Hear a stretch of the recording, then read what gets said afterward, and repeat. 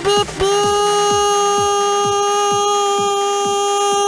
Ito na ang Yes the Best Balitang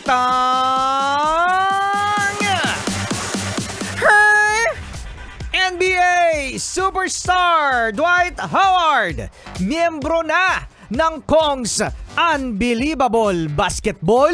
Ang dami naman ng ball! Pag maraming ball, Edi ball!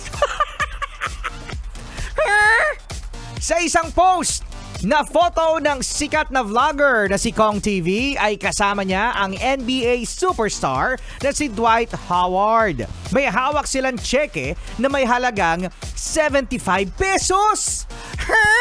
Sure ka ba doon, Rico Panyero? Yes, walang halong edit.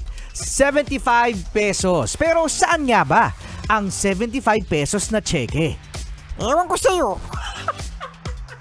Ito ay ang halaga na pa-joke na napag-usapan nila para sa agreement na mapabilang siya sa unbelievable team ni Kong TV at maglalaro si Dwight sa loob lang ng 2 minutes and 1 quarter.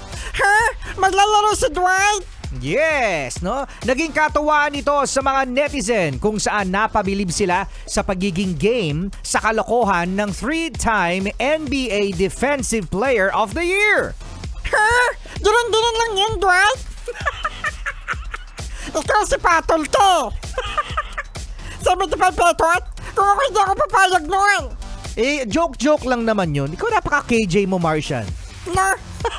Para sa iba pa mga fresh na balita, may bisitahin laang ang yesthebest.com.ph at iyan ang ating Yes the Best Balitang ayan. Alam niyo mga best, ano?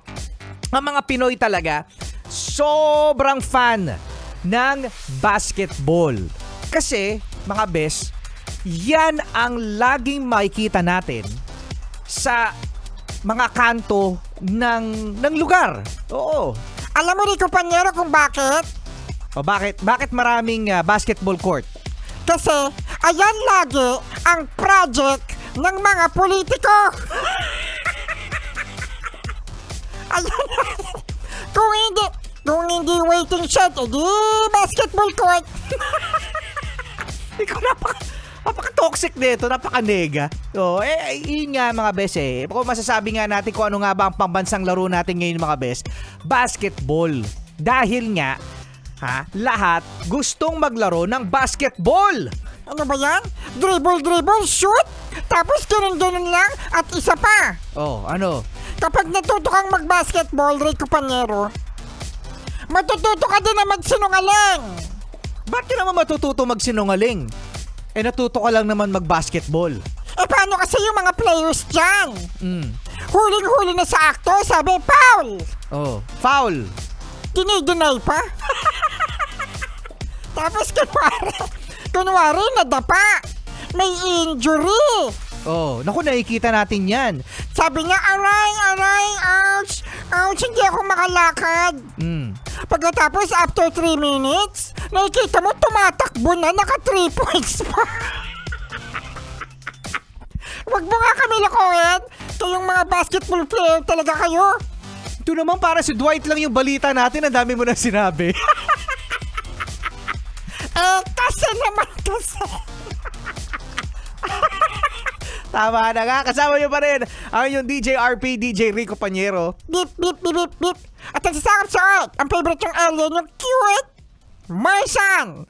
Kayo talaga mga basketball player. Naku, kukurutin kayo sa singit.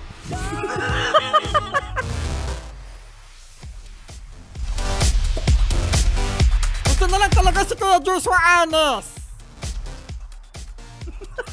Ano ba yung laro ni... Minsan lang nga kitang purihin. Sabihin mo, papayat ako. Ayan, sige